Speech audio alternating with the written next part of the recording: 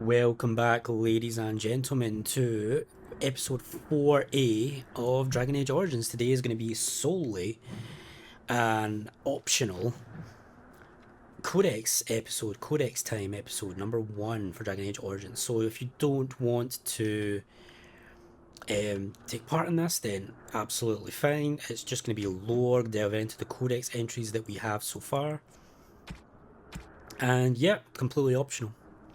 So let's go start with creatures. So the Archdemon. It was mentioned there in the conversation at the end of the last episode, saying that the Archdemon was at the head of the Horde and it was basically the big threat. In darkness eternal they searched for those who had goaded them on, until at last they found their prize, their god, their betrayer, the sleeping dragon Dumat. Their taint twisted even the false god, and the Whisperer awoke at last in pain and horror, and led them to wreak havoc upon all the nations of the world, the first Blight. So that's Threnodies 8-7. Now, that Threnodies is basically, so the Chant of Light is basically the main religious text of the Andrastian faith, which is the main faith of Thetis, essentially. So the Chant of Light is equivalent to, say, like the Bible. The Threnodies is one of the canticles of the Chant of Light, one of the verses, one of the stanzas, one of the sections of the Chant of Light. So this that we've just read out is a section from the Chant of Light. It's the Threnodies canticle. The false dragon gods of the Tevinter Imperium lie buried deep within the earth, where they have been imprisoned since the Maker cast them down. So the Tevinter Imperium, when the Tevinter Imperium is another how do I word this? It's another nation in Thetis. So we're in Fereldan, in the nation of Fereldan. The Tevinter Imperium is another nation that's more to the northwest of Thetis, and they are now Andrastian. They are now an Andrastian nation, but that wasn't always the case. Before, they used to worship the old gods, which were dragon gods. So that's what that's referencing there. And that the lore says that these dragon gods were imprisoned deep within the earth, since the Maker, essentially God, cast them down, hid them away to stop them from whispering into the minds of men. No one knows what it is that drives the Darkspawn in their relentless search for the sleeping old gods. Perhaps it is instinct as moths will fly into torch flames. Perhaps there is some remnant of desire for vengeance upon the ones who goaded the Magisters to assault heaven. Whatever the reason, when Darkspawn find one of these ancient dragons, it is immediately afflicted by the taint. It awakens twisted and corrupted, and leads the Darkspawn in a full-scale invasion of the land, the Blight. So there's a lot of things to unpack there.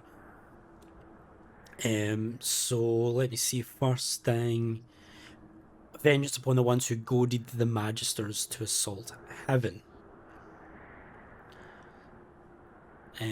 So the Magisters to assault heaven is talking about a very specific event in history, which the Chant of Light argues created the Blight. Now the Blight is what makes Darkspawn. It is the thing that taints, twists, corrupts people into Darkspawn, and it is the thing that fuels the Darkspawn. So, but it can also be a thing that affects the land as well. So the land can be tainted with the Blight, and sort of things. So basically, what it's saying here is that whenever the Darkspawn, they are driven to seek out these old gods, these dragons that have been buried deep within the earth, and whenever they find them, they're immediately tainted with the Blight, because the Darkspawn carry the Blight, because they are the Blight. And then as soon as one of these dragons is tainted, they rise and they lead the Darkspawn into an invasion of the land, which is a Blight. Mabari War Hound. Dogs are an essential part of Fereldan culture, and no dog is more prized than the Mabari. The breed is as old as myth, said to have been bred from the wolves who served Dane. Prized for intelligence and loyalty, these dogs are more than mere weapons or status symbols. The hounds choose their masters and pair with them for life. To be the master of Mabari anywhere in Fereldan is to be recognised instantly as a person of worth. The Mabari are an essential part of Fereldan military strategy. Trained hounds can easily pull knights from horseback or break lines of pikemen, and the sight and sound of a wave of war dogs howling and snarling has been known to cause panic among even the most hardened infantry soldiers. So Fereldan does really love its dogs. They are an essential part of Fereldan culture. Their furniture, their kind of decor, it is really focused around dogs. And Mabaris are really, really, really respected. Like it says here in the Codex, they're really respected in Fereldan. And they are actually really intelligent as well. They're not just dogs, they're like actually really intelligent, and they are very loyal. If you pick the human noble origin, you automatically gain your dog as part of the origin story. Interestingly enough, if you pick any other origin story, you still get your Mabari War Hound, but it's later on in the game. That's why I kind of feel like the human, one of several reasons why I feel like the human noble origin was the right pick for the hero of Fereldan. Another is because it fits really well in with the beginning of the game, because your character is already like familiar with human politics and knows King Cailan and fits in with a lot of the characters, and the origin story just fits well with the game overall, I think. And then we've got the rat. What, are you mad? Even the most giant of rats isn't going to present that much of a problem to anyone larger than a cat. Even the stories in the archives that tell of blight-touched rats still only attributed them with the ability to spread the plague. Note there that the blight can also affect animals, as well as humans, as well as the land. It really is just toxic to anything it touches. The rats themselves got no larger than perhaps 3 feet in length, covered in sharp bony spikes and boils. Disturbing, certainly, but dangerous. This is no fantasy conjured by madmen, young man. You have much more important creatures to concern yourself with. Transcript of a lecture given by Nalia, Senior Enchanter of Hossberg, 844 Blessed. Side note, she was later eaten by a blight rat in 1846 Blessed. Yeah, so I should probably hit on this. Senior Nalia, Senior Enchanter. So mages, it's like the one we fought earlier on in the previous episode, and when in the manor, are organised by well, it differs between the north and the south, but across Theiris, they're organised into something called circles, where mages are pretty much sent to forcibly to learn magic and learn how to be safe, and they're overseen by the Templars. Now, it's a big controversy. So this Nalia person was a senior enchanter in the Hossberg Circle. The second thing I want to note is note 844 Blessed. So that is basically like the Theiris calendar. The way that it works is that it's set every century has its own theme. So, for instance, the Blessed Age, that was named because of I believe it was one of the emperors of Orlais struggled to get conceive a child with his wife, and then eventually, right before the turn of the century, they conceived twins. So then the divine, which the divine is the head of the chantry, essentially, named it the Blessed Age because of birth of the two the conceived children. So each century is named by the divine after a significant event that happens at the 99th year to predict what the next century is going to be like. So 844 is the 8th century. So we've been 844 years in to when the calendar started. Note that there is a lot of stuff that happened before the calendar started, and that's referred to as the Ancient Age, and that goes into negative numbers. So there's a lot. Yeah, I'm super nerd about this, and I'm not even going to apologise for it. These Codex episodes are full on nerd lore, so this is why they're optional. So yeah, just a couple of things I wanted to, and what we're playing right now is the Dragon Age, which is the name of the game, obviously Dragon Age Origins, which takes place in 930, so 930, basically. And that's all the creatures. Magic and religion. Okay, Andraste, the bride of the Maker. You're going to be hearing a lot about the Maker. You're going to be hearing a lot about Andraste. Because they're central pillars to the Chantry and the Andrastian faith. Note the Andrastian. There was once a tiny fishing village on the Waking Sea that was set upon by the Tevinter Imperium. The Waking Sea is it's north of Fereldan, and it splits Fereldan between the Free Marches. So there's a nation, there's the Free Marches in the north, and then there's a sea. It's like kind of like a river, but it's too big. It's called the sea, and it separates Fereldan and the Free Marches. So it's north of Fereldan. It's which enslaved the villagers to be sold in the markets of Minrathous. So Tevinter Imperium does a lot of slavery. It's legal there, and they do a lot of slavery. They used to control basically every part of Thedas. They used to have control all of it. And they are actually led by mages. I know, right? It's very contradictory.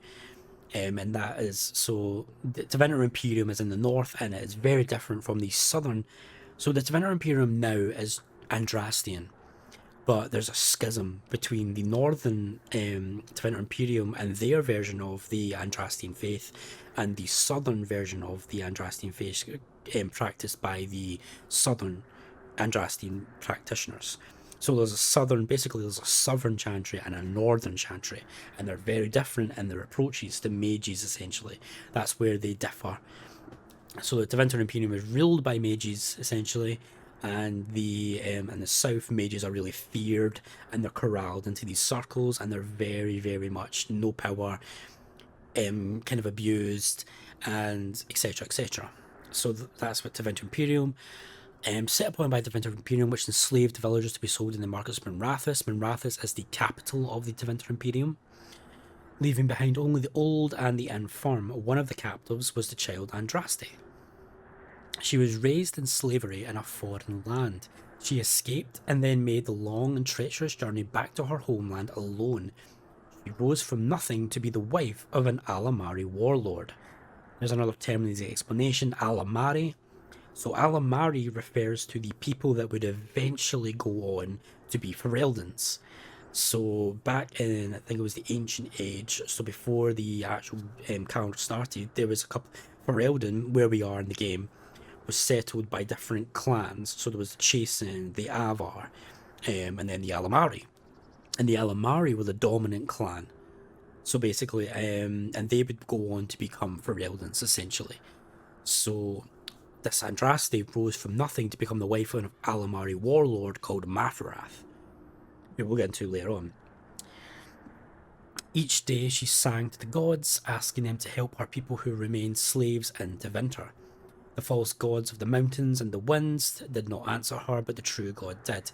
The false gods of the mountains and the winds, that is referring to the Avar belief. The Avar, I think the Avar believe in the Sky Mother, so that's the winds, and the Chaisin believe in the Allfather, so the mountain.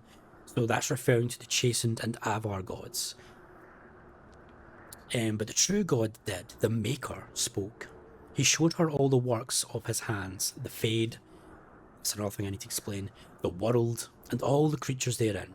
He showed her how men had forgotten him, lavishing devotion upon mute idols and demons, and how he had left them to their fate. But her voice had reached him, and so captivated him that he offered her a place at his side, that she might well rule all of creation. So the Fade, that's another thing I need to explain. So think of the Fade as being, so essentially, so how do I describe the Fade? So think of our world as being like, I think of our world as it is, outside of the game, just our world, Earth. It's very physical, very, very, very concrete, it's black and white. So the Fade is kind of like this more magical kind of like realm that exists in Thedas, and exists in the world. and it's where people go when they dream, and it's filled with spirits. And the Fade is the opposite from reality. It's always changing. It's very flexible, very fluid, it's a more dreamlike sort of thing. So there's a lot to talk about the Fade, but that's a basic explanation. So you've got the Fade, and then you've got the actual reality. So that's what the Fade is, briefly summed up. But Andraste would not forsake her people. He begged the Maker to return to save his children from the cruelty of the Imperium. Reluctantly, the Maker agreed to give man another chance. Andraste went back to her husband, Mafuraf, and told him that the Maker had revealed to her. Together they rallied the Alamari and marched forth against the Mage Lords of the Imperium, and the Maker was with them. Something I need to talk about. Gave man another chance. What it means by that is that men originally shunned the Maker because they started worshipping the old gods, the dragon gods that we talked about in the Archdemon Codex. So the Maker was then shunned, and then by a very particular act that the Tevinter Imperium done, really caused the Maker to turn away from man as a whole because of the Tevinter Imperium. The Maker's sword was creation itself, fire and flood, famine and earthquake. Everywhere they went, Andraste sang to the people of the Maker, and they heard her. The ranks of Andraste's followers grew until they were a vast tide washing over the Imperium. And when Mafuraf saw that the people loved Andraste and not him, a worm grew within his heart, gnawing upon it. At last, the armies of Andraste and Mafuraf stood before the very gates of Minrathous, but Andraste was not with them, for Mafuraf had schemed in secret to hand Andraste over to the Tevinter. For this, the Archon would give Mafuraf all the lands to the south of the Waking Sea. It was actually really brutal. Mafuraf himself accompanied, took Andraste to an isolated lake, saying, "Oh, you can hear the Maker there, you can really hear him there, so come here with me." And he went there with his warrior bodyguard, his very, very close bodyguard, Hafter. And then it was a trap, obviously. So then the Tevinter people attacked and stabbed Hafter.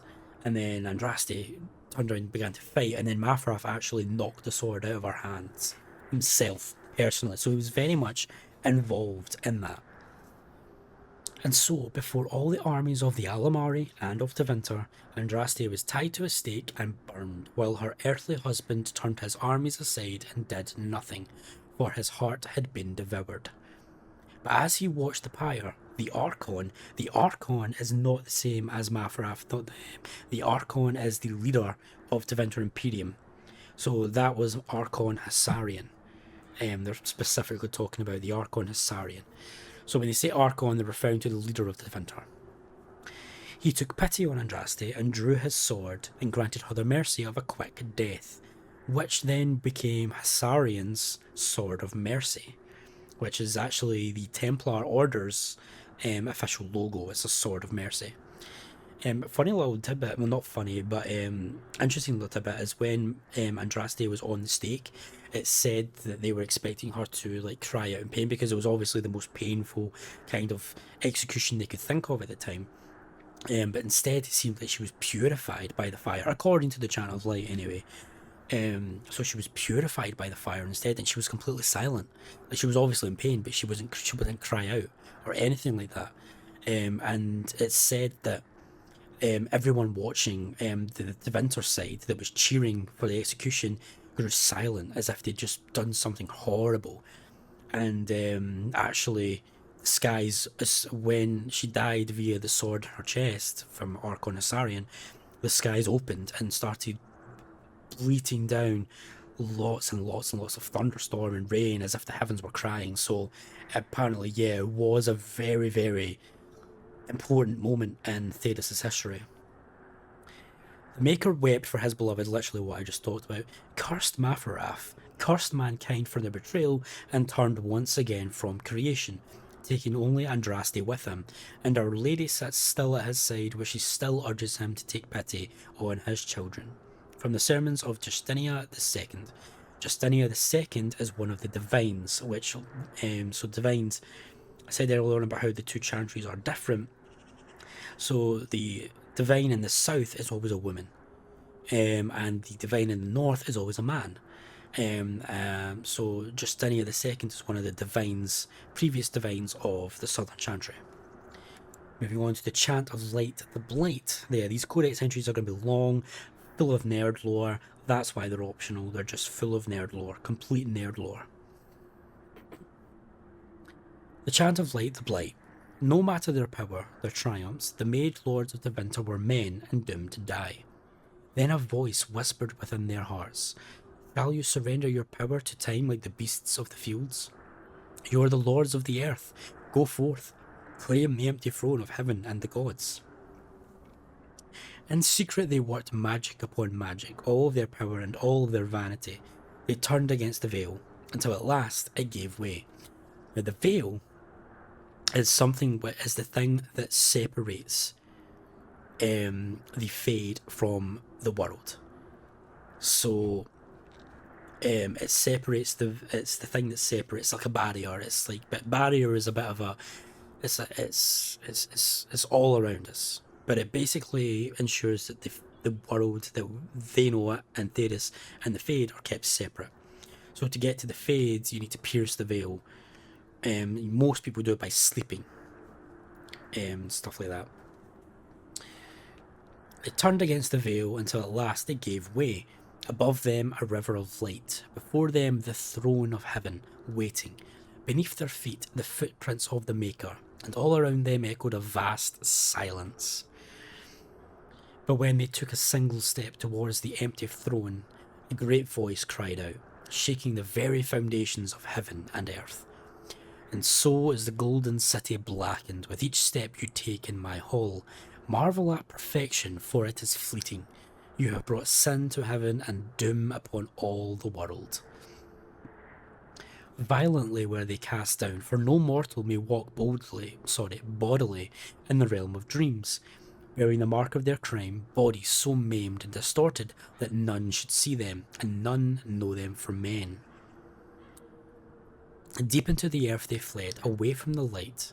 In darkness eternal they searched for those who had goaded them on, until at last they found their prize, their god, their betrayer, the sleeping dragon Dumat. Their taint twisted even the false god, and the whisperer awoke at last in pain and horror, and led them to wreak havoc upon all the nations of the world, the first Blight. So basically what that's saying there is that, so the people in Tevinter Imperium used to worship these old gods, and Dumat was one of these old gods. So they were being whispered to in their minds, to why die, just go to heaven, claim heaven, by Dumat, and they went to heaven. So they breached the veil, and they walked into the Fade physically. And then the Chant of Light argues that they were cast down because of this by the Maker, and they were twisted and tainted, and then that is where the Blight came from, was this act of greed and evilness of tarnishing the Golden City, which is, the Golden City is basically the heart of the Fade. It's the Maker, where the Maker resides.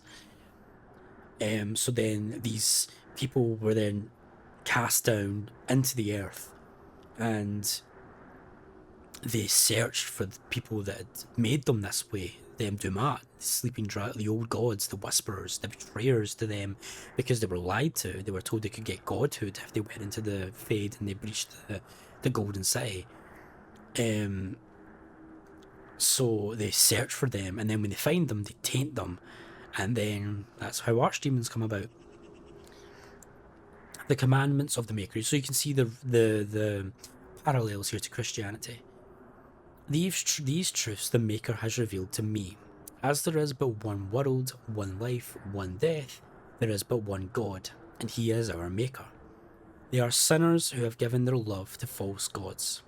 Magic exists to serve man and never to rule over him. That line in particular, magic exists to serve man and never to rule over him, is very, very crucial in the Dragon Age lore. It's basically what causes the schism between the North and South Chantries, because they argue over the interpretations of this line in the Chant of Light. Foul and corrupt are they who have taken his gift and turned it against his children. They shall be named Maleficar, accursed ones. They shall find no rest in this world or beyond. So basically what they're talking about there is people who take magic and twist it and turn it against into something it's not meant to be, use it for evil purposes. Maleficar is specifically about people that use blood magic, which is a very evil, well, quote-unquote evil form of magic, using blood, demons, stuff like that. All men are the work of our Maker's hands, from the lowest slaves to the highest kings. Those who bring harm without provocation to the least of his children are hated and accursed by the Maker. Those who bear false witness and work to deceive others know this. There is but one truth. All things are known to our Maker, and he shall judge them in their lies. All things in this world are finite. What one man gains, another has lost. Those who steal from their brothers and sisters do harm to their livelihood and to their peace of mind. Our Maker sees this with a heavy heart. Transfigurations 1:1-5. So that's from the Canticle of Transfigurations and the Chant of Light.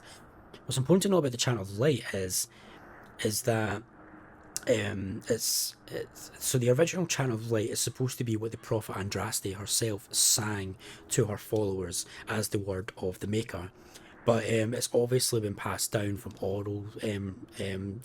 orally passed down generation over generation until it was finally written down. Finally, they did research and tried to find the actual Chant of Light to write it down.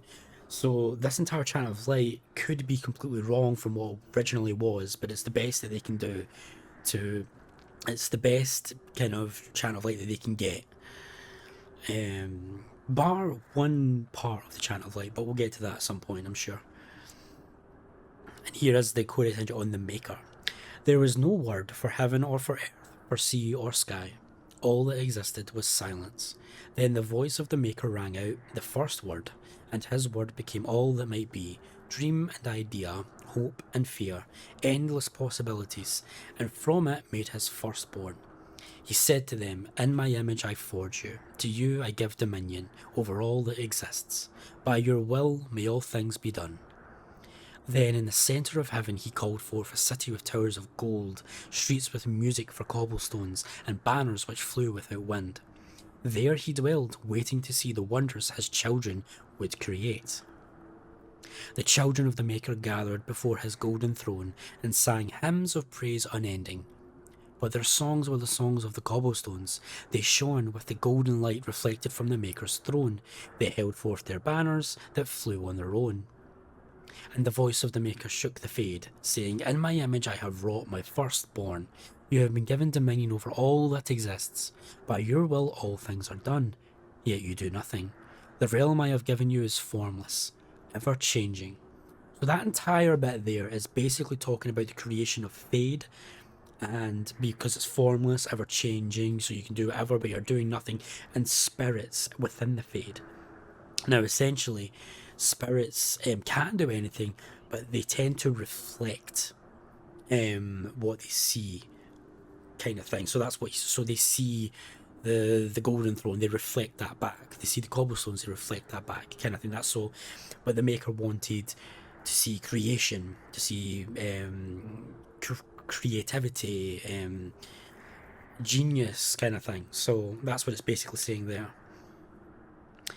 And he knew he had wrought amiss, so the Maker turned from his firstborn and took from the Fade a measure of its living flesh and placed it apart from the spirits, and spoke to it, saying, here I decree opposition in all things, for earth, sky, for winter, summer, for darkness, light.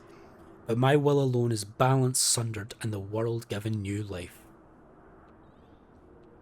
And no longer was it formless, ever-changing, but held fast, immutable, with words for heaven and for earth, sea and sky.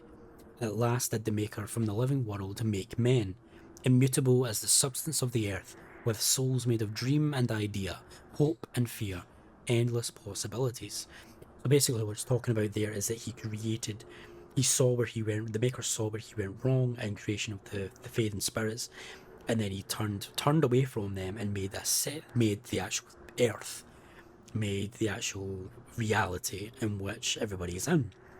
and then he made humans to populate that with souls.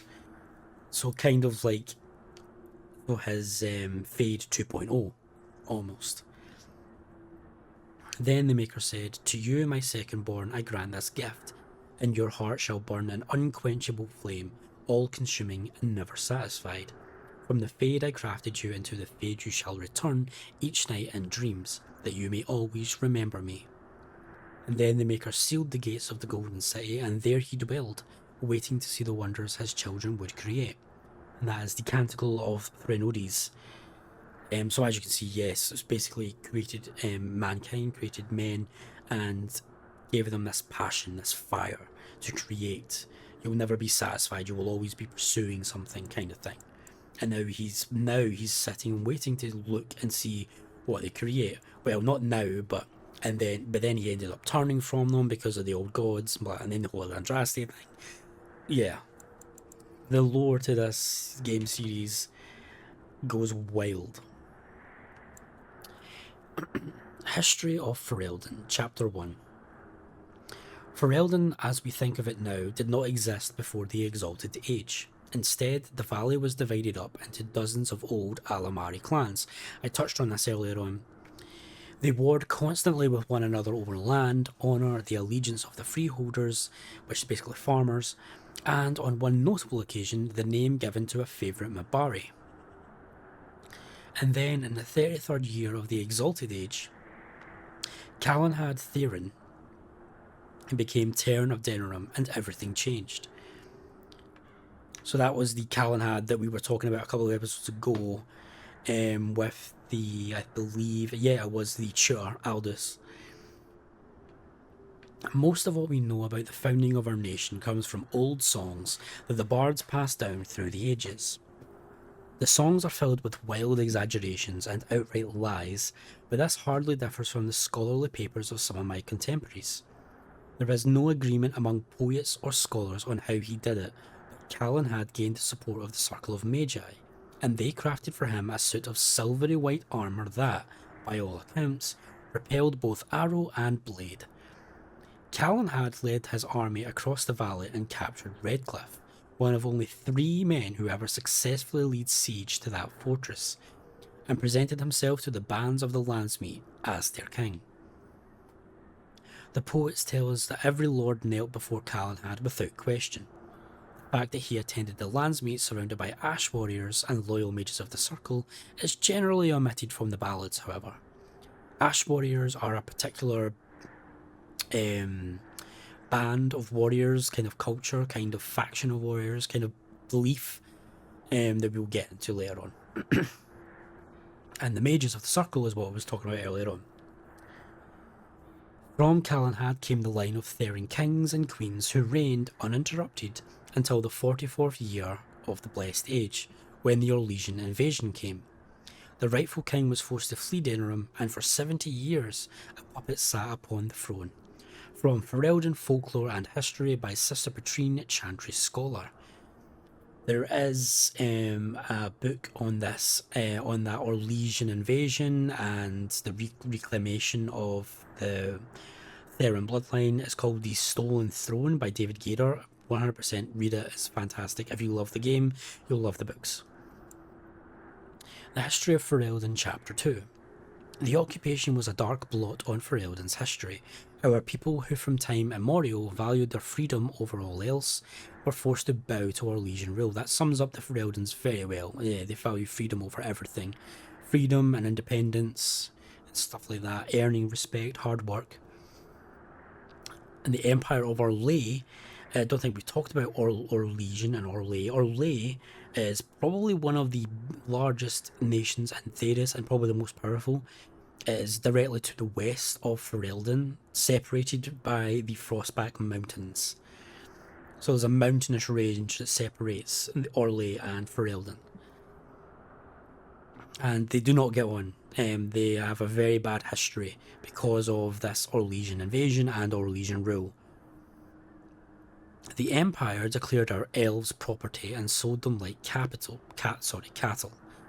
Chevaliers, which are basically a very special Orlesian kind of cavalry. They're like a knight. routinely plundered freeholds of coin, food, and even women and children, and excused it as taxation. And for 70 years, no landsmeets were held, for the imperial throne had declared our ancient laws a form of treason. So very, very much a tyranny, a very, very dark time. King Brandel, who was the actual last king on the throne before, the one that was forced to flee, was one of those who escaped. He tried to organise the other fugitive lords to retake their land, but Brandel was neither clever nor persuasive, and the nobles preferred to take their chances alone. Fereldan might still be a little more than a territory of the Empire, were it not for the fact that his daughter had all the charisma that her royal father lacked. The rebel queen's rule began with a midnight attack on the imperial armory at Lothering. It was swift and successful, and with their pilfered arms, the rebels began a campaign against the Orlesians in earnest. The rebel queen Moira, a very important figure during the Stolen Throne campaign. Well, I don't know about that, but yeah, it was a very important figure in Fereldan history. She had a lot of loyalty. She really, really commanded loyalty. And she was the mother of King Maric Theirin, who is one of the protagonists of the Stolen Throne book. But the turning point of the war... and King Cailan, the current king, is Maric's son. So that's the connection there. Duncan actually knew Cailan from when he was a baby, but never mind, blah blah blah. The turning point of the war came when a young freeholder joined the Queen's army. The lad, Loghain Mac Tir, possessed a remarkable talent for strategy and quickly became the favourite advisor of young Prince Maric. The Queen finally died at the hands of Orlesian sympathisers. That actually happened before Loghain joined.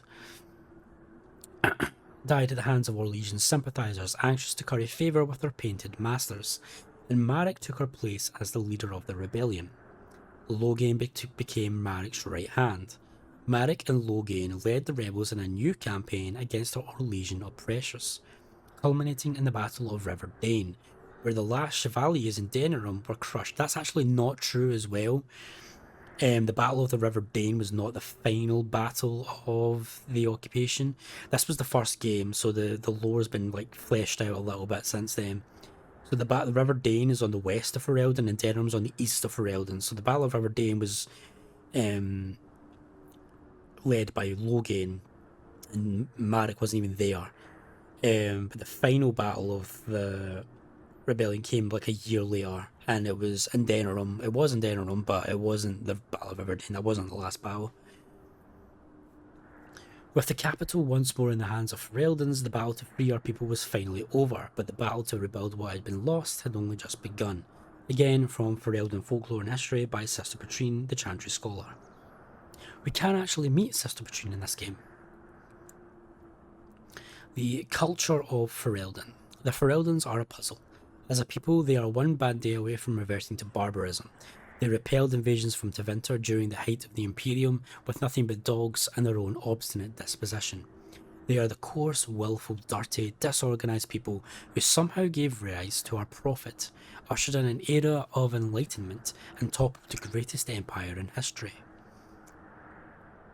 There are few things you can assume safely in dealing with these people. First, they value loyalty above all things, beyond wealth, beyond power, beyond reason. Second, although they have nothing in their entire country with which you are likely to think at all remarkable, they are extremely proud of their accomplishments. Pardon me. Third, if you insult their dogs, they are likely to declare war. And finally, the surest sign that you have underestimated the Fereldans is that you think you have come to understand them. Empress Celine I of Orlais, in a letter to her newly appointed ambassador to Denerim. So yeah, that really talks, that last paragraph there really delves into what Fereldans are like. Dogs and Fereldan. I am frequently asked during my travels in other lands to explain the dogs omnipresent in Fereldan. Inevitably, I tell my foreign questioners that there are no more dogs in my homeland than in their own. In every civilised corner of Thedas, an astute observer will notice dogs employed in hunting game, keeping barns and storehouses free of vermin, herding livestock, guarding homes, and even used as beasts of burden in the mountains. It's simply that Fereldans show appreciation for the work that our dogs do, and perhaps a reason for that is tangled up in mythology. Hafter, sound familiar? Maybe who I named the dog after? The first man to be named Theirin, the hero who united our Alamari ancestors to drive back the Darkspawn of the Second Blight, was reputed to be the son of a werewolf. Now, perhaps this was meant to be some comment on his temperament, or simply a way of making a great man even larger than life. But more than half the noble families of Fereldan claim to be descendants of Hafter, and consequently, many of our people believe they have some distant kinship with wolves. It is only good manners to be polite to one's kin. From In Pursuit of Knowledge, The Travels of a Chantry Scholar by Brother Genitivi. Get ready to hear that book a lot, because that book is very popular for all the Dragon Age games. Just check everything's, yep, we're absolutely all fine in terms of recording. The geography of Fereldan.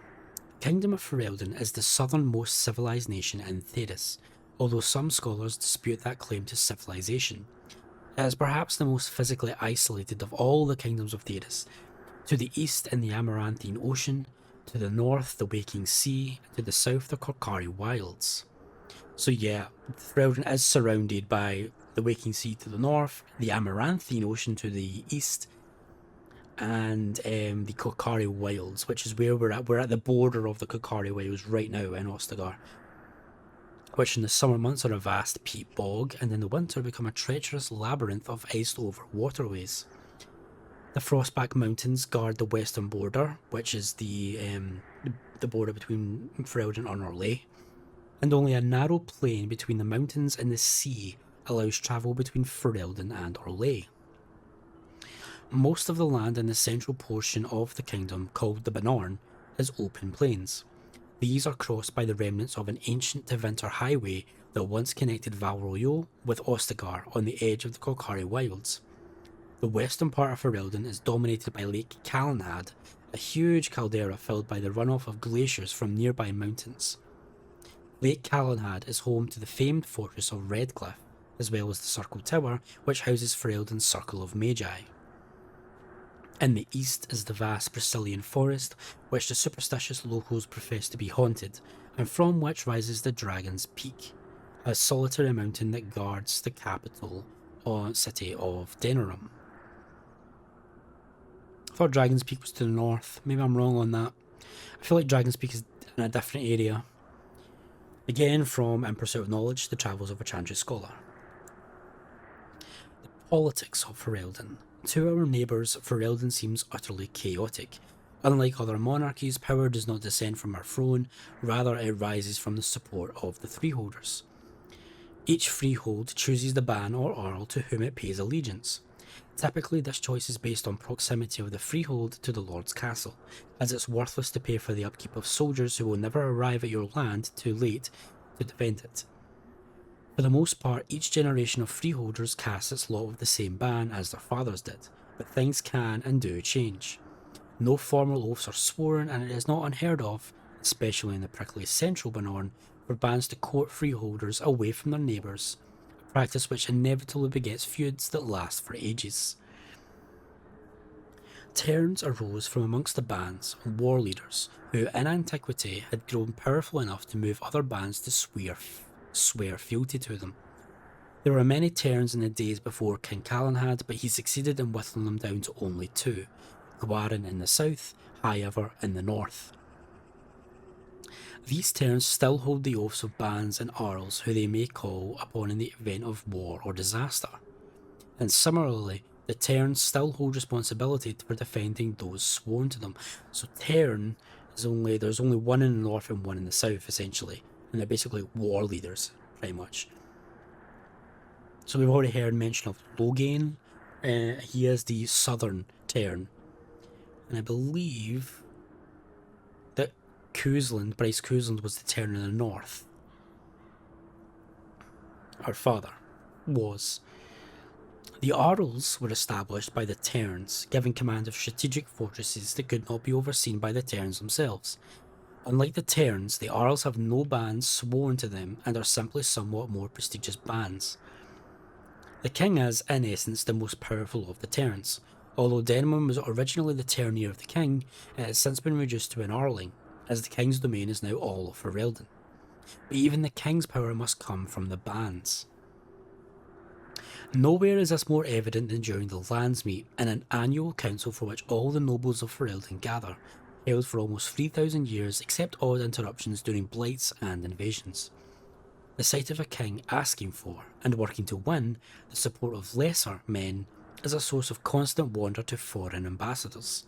Fereldan Folklore and History by Sister Patrine Chantry Scholar. Highever, this is where we just came from. Castle Highever has stood since the Divine Age, when it was not an independent Banorn, but merely an outpost of the growing Banorn of Amaranthine.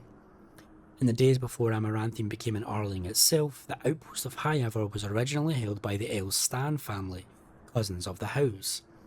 In the Age of Towers, however, Ban Conobar Elstan was murdered by his wife, Flemeth, thus ending the bloodline. We'll hear a lot more about that later on. Conobar's captain of the guard, Sarim Kuzland, took the lands and title. The Kuzlands declared their independence from Amaranthine, starting a war that lasted 30 years. When the dust settled, Highever was on its own and in possession of half the land that had once been southwestern Amaranthine. So yeah, the Kuzlands and the Howes, they may have been friends once, but there's a long history there of the Kuzlands used to be vassals of the Howes, which kind of helps explain why Howe did what he did, turning on Kuzland and attacking the castle. Get back his old lands that he used to own, well, his family used to own. Highever became a Ternier during the Black Age, when Halia Kuzland gathered the lords together under her banner to drive the werewolves out of their lands, earning herself the title of Terna almost as an afterthought. Back to when we mentioned when we talked with Aldous about the lycanthrope plague, that's what this is referring to. So during the Black Age, there was a big purge of werewolves and wolves in general and dogs in general. Well, not dogs, but wolves in general. This is how the Kuzlan family became a Ternier. Today, Highever is only one of only two remaining Terniers, making the Kuzlan family second in rank only to the king. That's how important we were. That's how important this family was, and this is why it's such a big traitorous act of what Howe just done. The Kuzlan family, however, was all but wiped out in an unexpected attack by Arl Howe of Amaranthine, and the fate of the Ternier is now in question. From Fereldan Folklore and History by Sister Patrine Chantry Scholar, you somehow managed to get that little piece of information in there really quickly, Sister Patrine. It's not been that long. The noble families of Fereldan. The occupation left empty castles in its wake. Whole families were butchered in the initial invasion, and all those who couldn't or wouldn't bend knee to the Emperor's puppet king were declared traitors and hunted. Many bloodlines ended on Chevalier's blades at dusty crossroads, in forest clearings or in freeholds. And then there were the turncoats. To curry favour with their new masters, some nobles took up arms against their brothers. They betrayed and murdered the rebel queen, an act that created even more vacant titles and lands once King Marek exacted justice. That Fereldan did not fall apart after the Orlesians left is a testament to the strength of King Marek. The old families still had grudges against those who had sided with the Emperor, and those new families that had been granted titles were viewed as interlopers. The Landsmeet that followed Marek's coronation were tense, to say the least. Again from our good old Sister Patrine. Go about the Grey Wardens. This first Codex entry is going to be really long, but I'll be doing them after the end of every episode after this, so they should be shorter after this first one. The first Blight had already raged for 90 years. The world was in chaos. A god had risen, twisted and corrupted. That's Dumat, the Archdemon. The remaining gods of Tevinter were silent, withdrawn. What writing we have recovered from those times is filled with despair, for everyone believed, from the greatest archons to the lowliest slaves, that the world was coming to an end. at Weishaupt Fortress in the desolate Anderfels. This is a kind of a mountainous region to the far west of Theris. A meeting transpired. Soldiers of the Imperium, seasoned veterans who had known nothing their entire lifetimes except hopeless war, came together.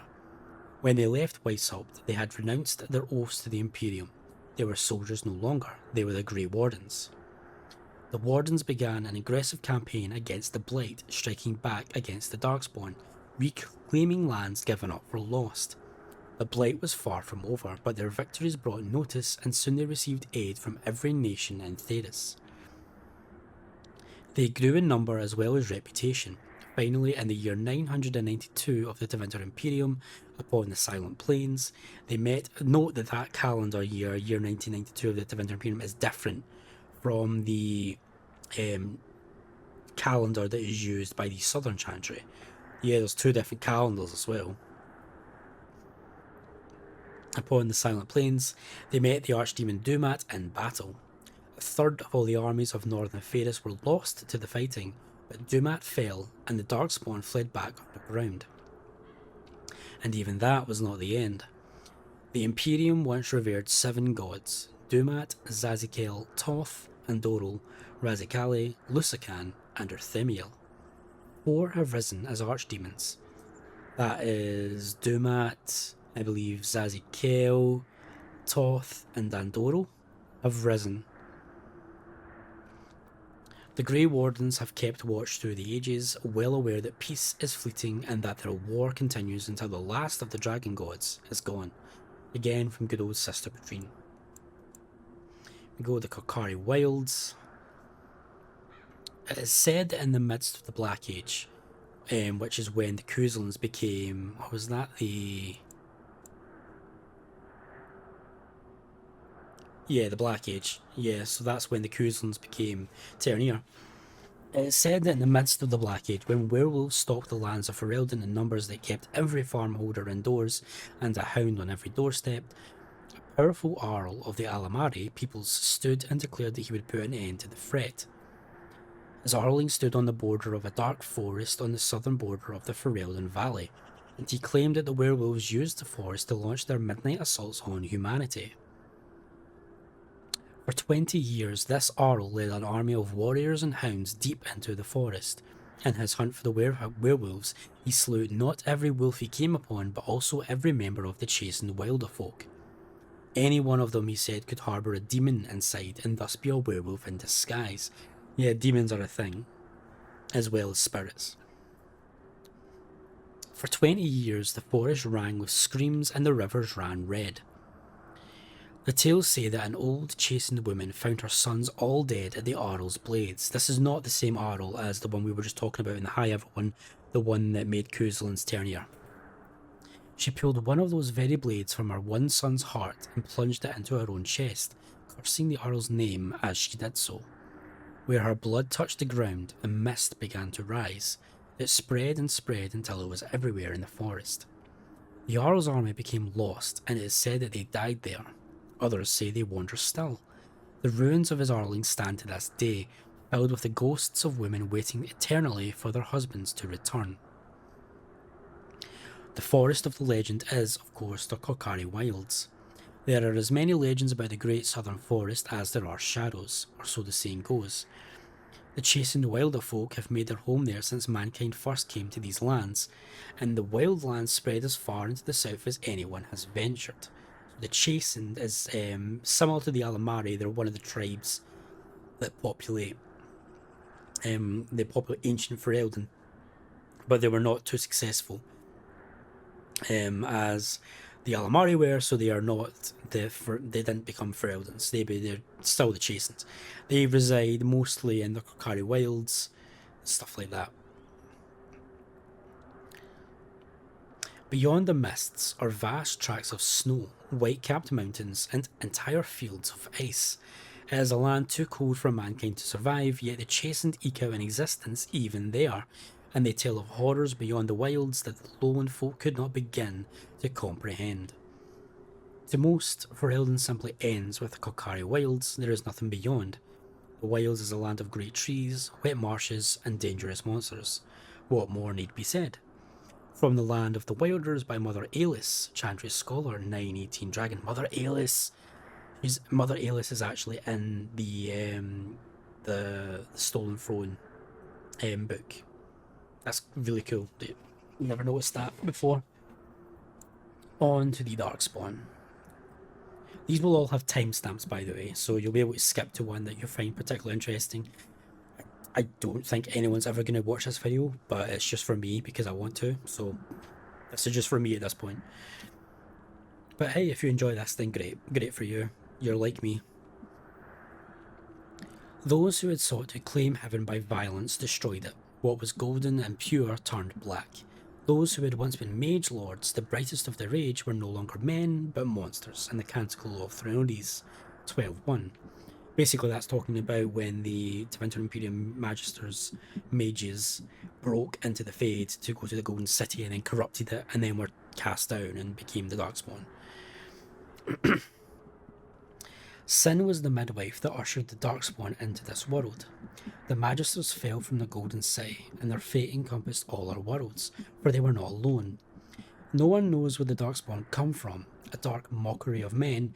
In the darkest places they thrive, growing in numbers as a plague of locusts will. In raids, they will often take captives, dragging their victims alive into the deep roads, but most evidence suggests that these are eaten. The deep roads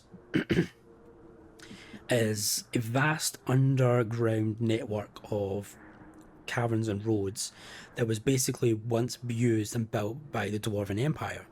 The dwarves used to have this massive empire underneath Theris, and they used the deep roads similar to the Tevinter Imperium used the Imperial Highway to get about.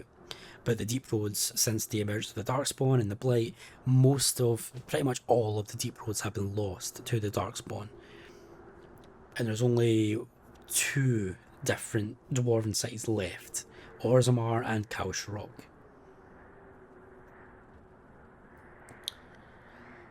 Like spiders, it seems Darkspawn prefer their food still breathing. Perhaps they are simply spawned by the darkness.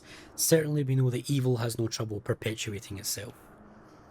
The last Blight was in the Age of Towers, striking once again in the heart of Tevinter, spreading south into Orlais and east into the Free Marches. The plagues spread as far as Fereldan, but the withering and twisting of the land stopped well beyond our borders. Here, Darkspawn have never been more than the stuff of legends.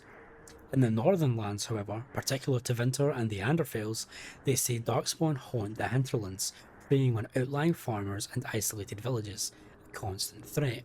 Again from good old Sister Petrine. So you can see how the threat of a new Blight is severely worrying, because this is like a Blight is like a world-ending, like continent-wide like problem. Like imagine the entirety of America, Northern America, call that entire continent, just being in a complete uproar. And that's it for culture and history for now. We still have characters to go. We don't have this many. We're nearly done. Nearly been an hour of me talking. Jeez. King Cailan Theirin. I'd hoped for a war like in the Tales, a king riding with the fabled Grey Wardens against a tainted god. Son of the legendary King Mac Tir, Cailan was the first Fereldan king born into a land free from foreign rule in 2 generations. Since his father's death, he's held the throne alongside his queen, Anora. Funny little fact. Well, not funny, but interesting. His father wasn't actually dead, but he was lost at sea, and I think in 925 Dragon, and he was presumed dead. There is media, comics, that go on to delve into that topic a little bit more. And Anora is Loghain's daughter. So Loghain was Maric's best friend and his general throughout the Orlesian occupation. He's also the Ternier of the south of Fereldan, so he's really important, really powerful man. And Anora is his daughter, and Cailan is married to her. Hafter. Yep, that is why... Oh, no, sorry. Well, the story that I told you earlier on about the son of Hafter, that's why I named him Mabari Hafter. The Mabari is clever enough to speak and wise enough to know not to. Fereldan proverb. Elise's War Hound was a pedigree older than the Highever, had a penchant for driving cooks to distraction. So the reason why I named Elise It's to do with the Andrastean faith. Essentially, Andraste had two sisters. One of them died very, very young, but the other was very, very important to her, and her name was Halicer. So my thinking is that this is a very Andrastean family. They have a daughter. They obviously don't want to name her Andraste because that's a bit too presumptuous, but her sister, and then shorten her name to Halise. That's the justification I chose for her name. And here is Duncan. Men and women from every race, warriors and mages, barbarians and kings, the Grey Wardens sacrificed everything to stem the tide of darkness and prevailed. Like many others, Duncan gave up his family name when he joined the ranks of the Wardens, a symbolic gesture of cutting ties. He might say this was a convenience in his case, however. His mother was from the Anderfels. No, she wasn't. Pretty sure she was from Ravane. And his father was from Tevinter, that part's true. His childhood was spent in the Free Marches and Orlais. No, I don't think it was spent in the Free Marches, it was pretty much spent in Orlais. Pretty sure. Might be wrong on that. His people were everywhere and his homeland was nowhere. He was given the almost impossible task of leading the Wardens in Fereldan, a kingdom that had thrown the Order out 200 years earlier. Facing local suspicion and hostility, he set about finding recruits. He was also really good friends with Maric, and Cailan's father. There's an adventure, there's a book written that details this relationship and shows an earlier, younger Duncan. I think it's The Last Calling or The Calling, one of the two. I think it's The Calling. And it's a really good book as well. So he was actually friends with Maric. He wasn't friends with Loghain, but he was friends with Maric. And he actually knew Cailan since he was a baby. So it's interesting stuff. Arl Rendon Howe, the man who betrayed us, voiced by Tim Curry, and basically killed our entire family. It would be good to ride into battle once more, won't it, old friend? The Arling of Amaranthine winds along the sinuous northeastern coast of Fereldan. The waking sea is known for its temper, and the storms that sweep in from the warmer northern waters are sudden and brutal. These are the lands of Rendon Howe. He was born during the occupation and, like many of the nobles at the time, joined Prince Maric's rebels. He fought alongside young Bryce Cousland, future Ternier of Highever, and Leonas Bryland, future Arl of the South Reach, at the bloody Battle of White River. It was the most catastrophic defeat of the entire occupation, from which only 50 rebel soldiers escaped alive. Yeah, the bloody Battle of White River was a really bad defeat for the rebellion. Arl Rendon Howe actually went on to marry Leonas Bryland's sister when they fell in love when she was taking care of him from the wounds that he took at the Battle of White River. Although he was decorated for valour by King Maric, Howe's abrasive manners have earned him almost universal dislike among his peers. When Bryce sent his men to support the king at Ostagar, Howe took it as an opportunity to attack Highever, slaughtering the people there and claiming the lands and title as his own. Of all the inhabitants of Castle Cousland, only Halise survived. Well, that's not true. Fergus also survived. Oh, well, of all the inhabitants. So basically, yeah, of all the people that were there, I guess. And here is Loghain Mac Tir. It takes more than legends to win a battle. Loghain was born a farmer during a time when his country was under foreign occupation. When he was still a boy, he joined the resistance, where his considerable tactical genius quickly became apparent. He became close friends with Prince Maric, the last true heir to the Fereldan throne, and together they led the rebels to drive out the forces of the Elysian Empire. Maric raised his friend to the nobility, and Loghain is now more of a symbol than a man. He represents the Fereldan ideals of hard work and independence. He also hates our legions and hates Orlais for a very good reason. Not only because he was born during their occupation and their occupation was extremely brutal, but his own mother died in front of his very eyes to Orlesian troops, and let's just say that it was a very nasty, brutal, horrific, horrible death. So yeah, and he witnessed it all. So yeah, he hates Orlesians with passion and doesn't trust them at all in the slightest. very good reason. He has a very good general. He has a very good mind, but he's also very abrasive, and kind of he can come across as cold, and stuff like that. But really, Marek and him had a really good friendship. There's a lot of interesting stuff about their friendship, because there was a third element to that, which was King Marek's with Rowan Gowern, who was another element to it, and that's just, but that's just in the story, the Stolen Throne, Lost Stolen Throne. I think that's us notes. Yep, that's just notes about the feast day gifts, and this is just, I don't need this. So yeah, that is us. We've gone through the entirety of the Codex, at least what we have right now. So this was an hour and 5 minutes, so really long. It'll probably be the longest one we do, because after this, I'm going to be doing them after every episode. Any new ones that I pick up, I'm going to be reading them at the end of every episode. Not at the end of that episode, but like tacking on an episode extra to it. So we shouldn't have any ones that are less length ever again.